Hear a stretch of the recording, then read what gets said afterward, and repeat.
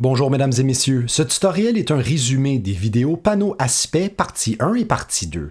Tout d'abord, commençons par les notions de base. Le panneau aspect nous permet de changer la couleur de fond d'un objet. Il nous permet également de changer la couleur de son contour. Pour modifier l'épaisseur de contour, nous pouvons le faire à l'aide de ce champ.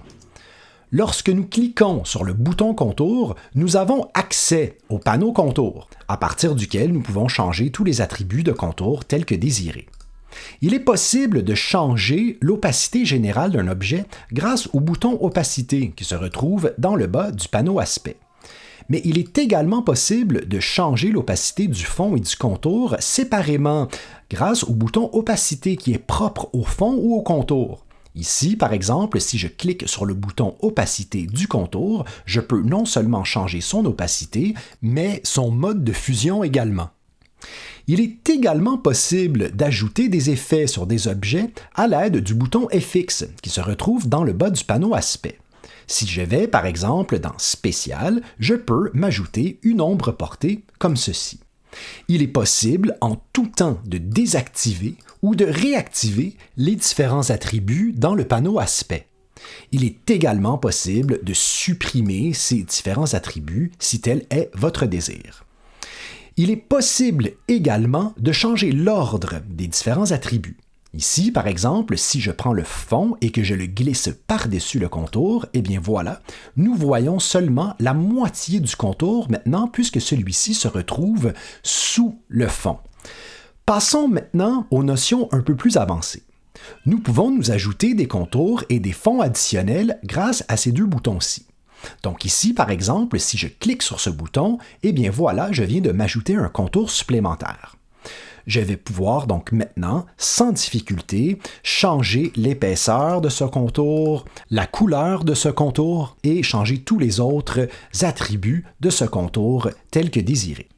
Je peux également ajouter des fonds supplémentaires grâce à ce bouton-ci. Donc ici maintenant, je me retrouve avec une forme comportant deux fonds et deux contours. Bien entendu, je peux changer l'ordre de ces différents attributs comme je l'ai montré précédemment. Nous pouvons également ajouter des effets sur les fonds et les contours de manière individuelle si nous sélectionnons au préalable les différents fonds et contours souhaités. Ici, par exemple, si je veux déplacer vers la droite le fond bleu, eh bien regardez bien, je n'ai qu'à le sélectionner, me rendre dans les effets et grâce à transformation qui se trouve dans distorsion et transformation, je peux maintenant sans difficulté déplacer un fond.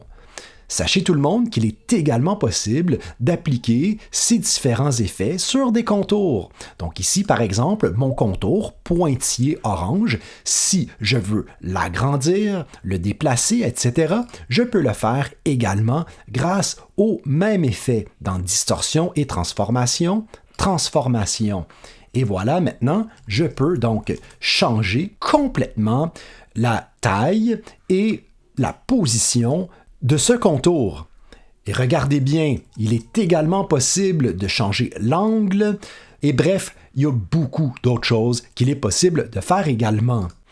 Ici, par exemple, question de vous montrer un dernier effet, eh bien, je pourrais, par exemple, encore une fois, sur mon fond bleu, ajouter un autre effet, cette fois-ci, toujours dans distorsion et transformation, si je choisis zigzag, eh bien voilà, je viens de m'ajouter maintenant un effet qui ressemble à un sceau qu'on pourrait retrouver, par exemple, sur un diplôme.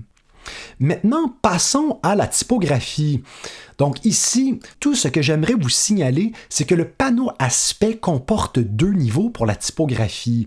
Donc nous avons tout d'abord le niveau que nous connaissons ici, mais nous avons également le niveau caractère. Regardez bien, si on double-clique sur caractère, nous avons maintenant accès à beaucoup d'autres paramètres. Je vous conseille fortement de retirer tous les paramètres dans le niveau caractère.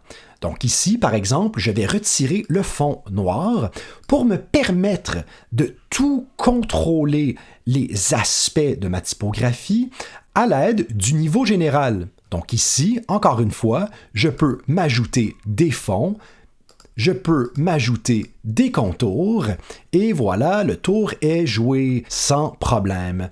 Alors voilà, j'espère que vous avez bien compris. Sur ce, à la prochaine, passez une bonne journée. Au revoir.